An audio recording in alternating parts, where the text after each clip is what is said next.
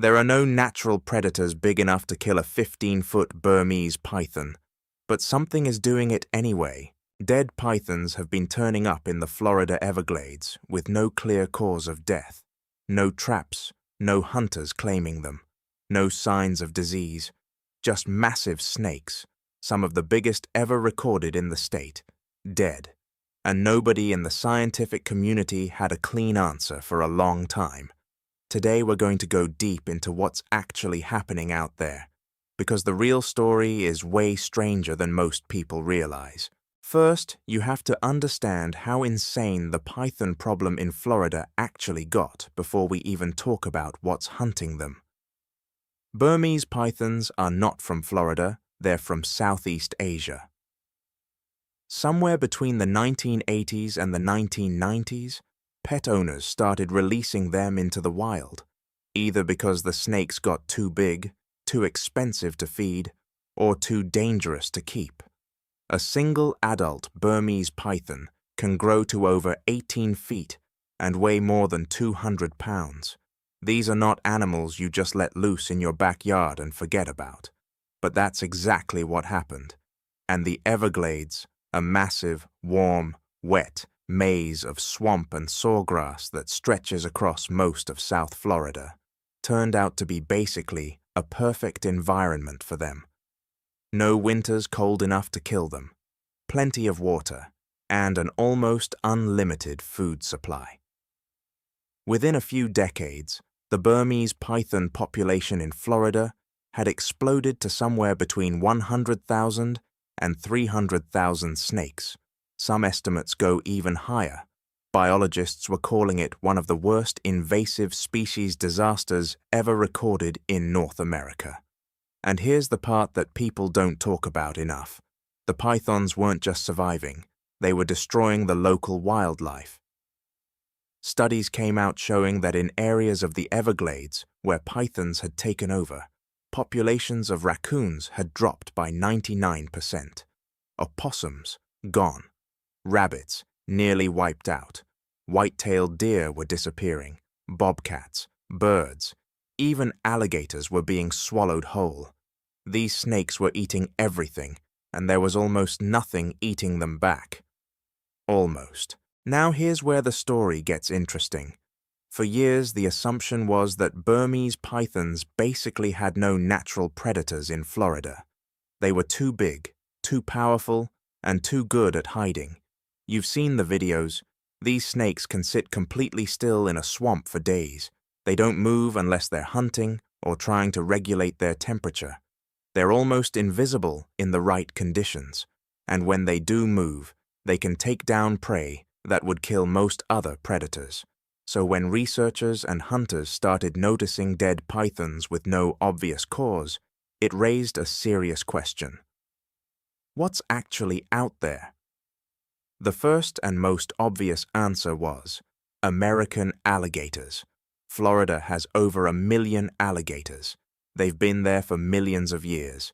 And yes, there are documented cases of alligators killing pythons.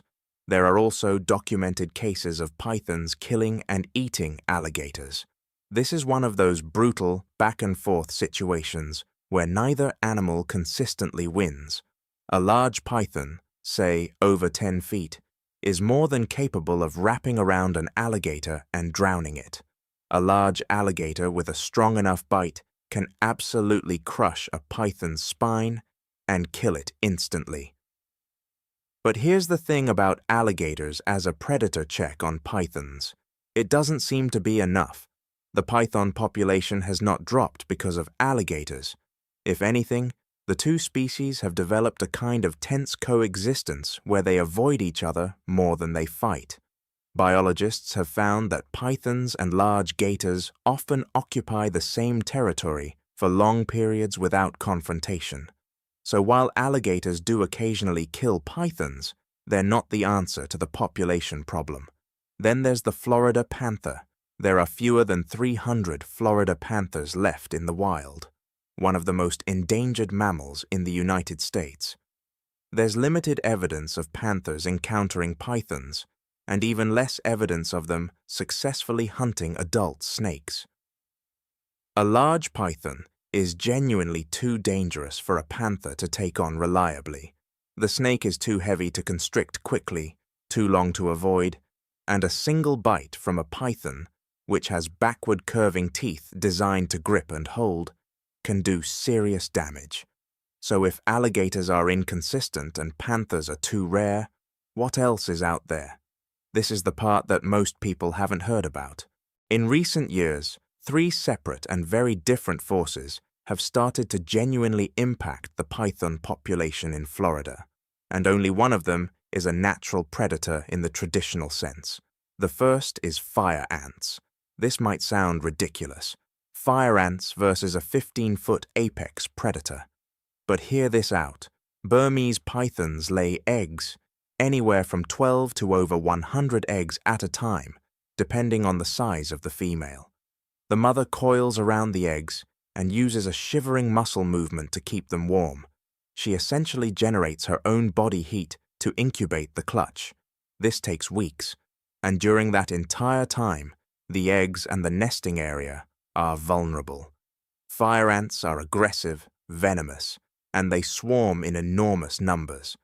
There's growing evidence that fire ant colonies are attacking python nests, getting into the egg clutch, attacking the embryos inside, and even swarming the mother snake in some cases.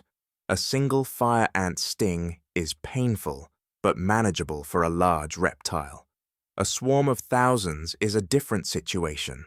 Snakes have scaled skin, but they're not immune to ant venom, and their eyes, nostrils, and mouth are all vulnerable entry points.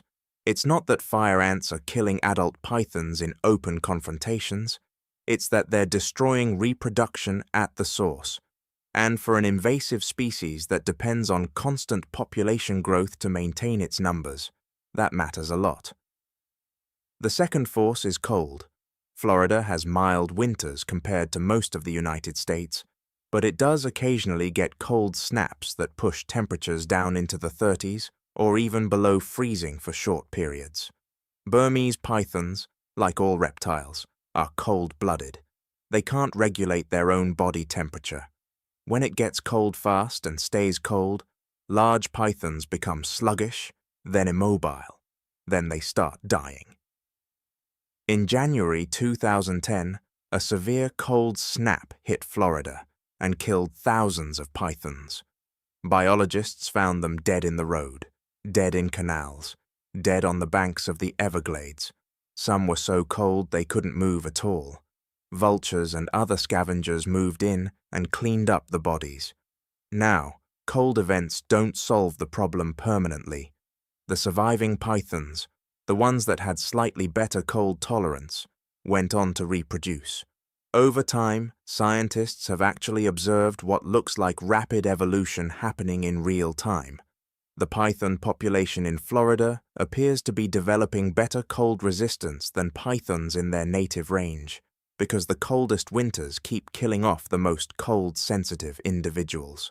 So this is a complicated situation. Cold kills pythons, but it also makes the survivors tougher.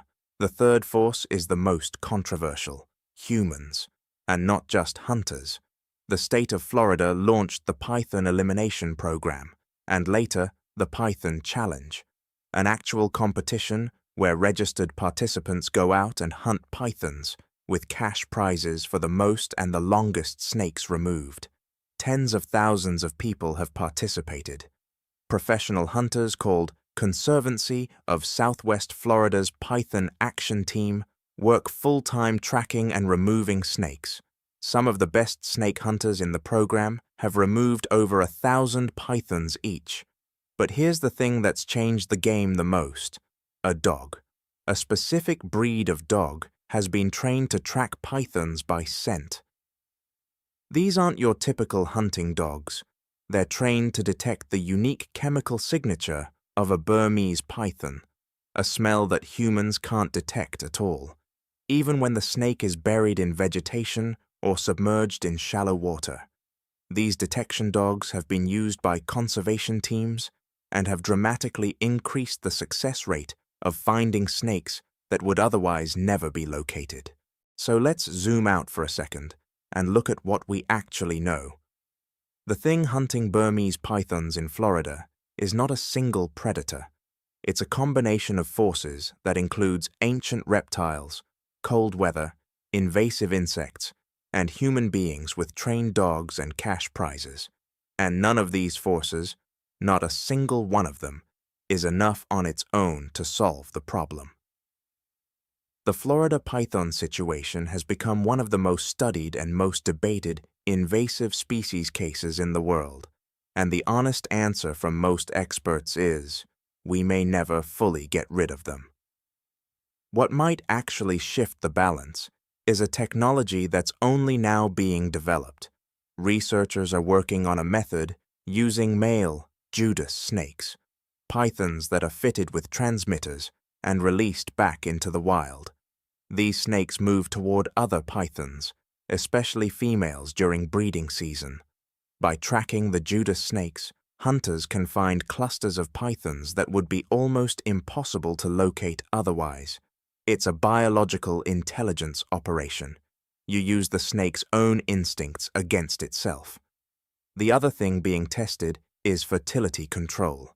Scientists are exploring whether it's possible to introduce a biological agent that reduces reproduction rates in wild python populations, similar to methods that have been used against other invasive species in places like Australia. This is still in early stages and has serious regulatory hurdles, but it represents a completely different approach to the problem. Here's what we know for sure. Burmese pythons have no natural predator in Florida capable of controlling their population on its own. Alligators fight them and sometimes win. Cold snaps kill thousands at a time, but make survivors stronger. Fire ants attack their eggs, and may be more important than anyone realized. And human hunters, with dogs, technology, and financial incentives, are removing tens of thousands of snakes but still can't keep pace with reproduction. The Everglades is an ecological crisis that most people driving down the highway from Miami to Naples have no idea is happening. Beneath the surface of those swamps, a silent war has been going on for decades. The wildlife that used to fill those wetlands is gone, or nearly gone in the python zones, and the thing that was supposed to be a harmless pet has become one of the most ecologically destructive animals on the continent. The real answer to what's hunting giant snakes in Florida turns out to be not enough, not nearly enough, and the race to find something that is enough is still very much ongoing. If this blew your mind, the next video will too. Watch it right now.